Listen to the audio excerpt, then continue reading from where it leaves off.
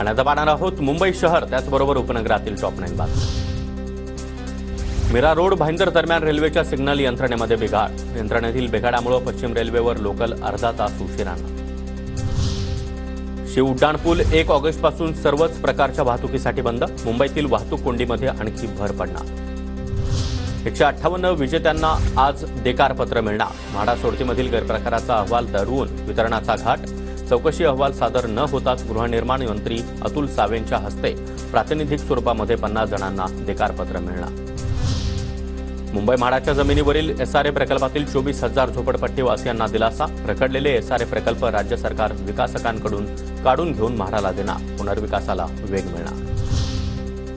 मुंबईतील फॅशन स्ट्रीटच्या कायापालटासाठी आता पालिकेचा आराखडा तयार। सल्लागाराच्या अहवालाच्या आधारे प्रकल्पाला अंतिम स्वरूप देण्याचं काम सुरू।